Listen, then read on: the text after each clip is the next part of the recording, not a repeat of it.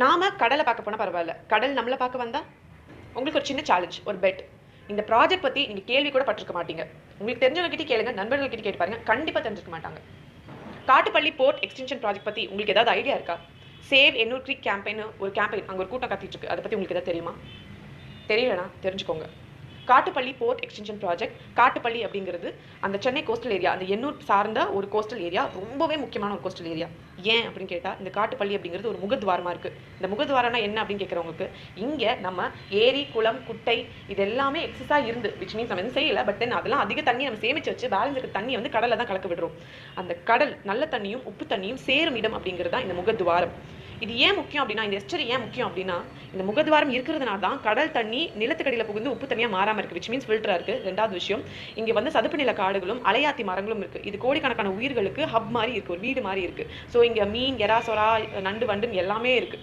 அது இல்லாமல் இங்கே என்ன இருக்குது அப்படின்னு பார்த்தீங்கன்னா, மணல் குன்றுகள் இருக்குது. இது இந்த சதுப்பு நில காடுகளும் மணல் குன்றுகளும் கடலோட ஆக்கிரமிஷ சீற்றத்தில் இருந்த மனுஷங்களோட ஆக்டிவிட்டிலேருந்து கடலையும் காப்பாற்றக்கூடிய ஒரு முக்கியமான நேச்சுரலாக உருவான ஒரு அரண்.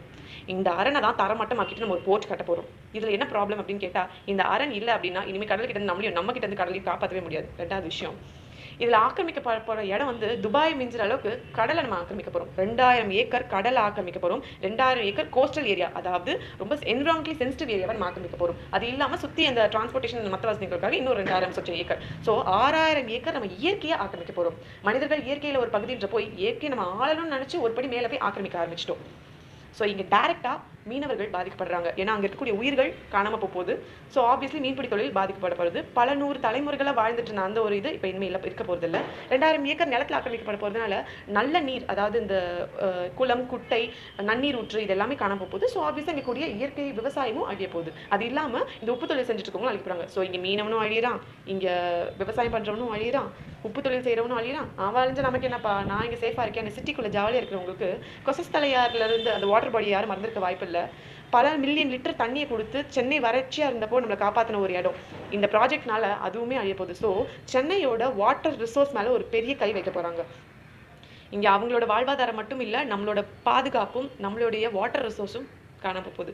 இன்னொரு பெரிய பெரிய பெரிய விஷயம் என்னன்னா, நாலு பின்ன மழை வந்துச்சு அப்படின்னா உங்கள் வீட்டுக்கு முன்னாடி ஸ்விம்மிங் பூல் கட்டலாம். அவ்வளோ வெள்ளை தண்ணி இருக்கும். எப்படின்னு கேட்குறீங்களா?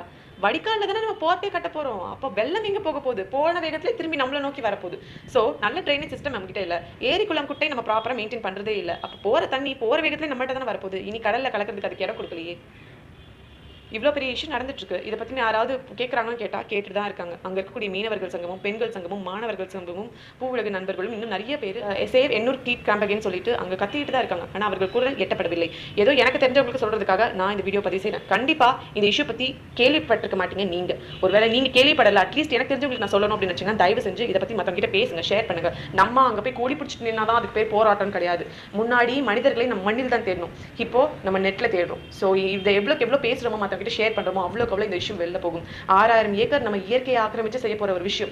சின்ன ஆக்கிரமிப்பு செஞ்சாலே இயற்கை பதிலுக்கு ஒரு ரிவீட் அடிச்சா நமக்கு தண்ணி இல்லாமல் இங்கே கஷ்டப்படுறோம். இல்லை ஓவர் வெள்ளம் வந்து நம்ம இங்கே மூழ்கிட்டு இருக்கோம்.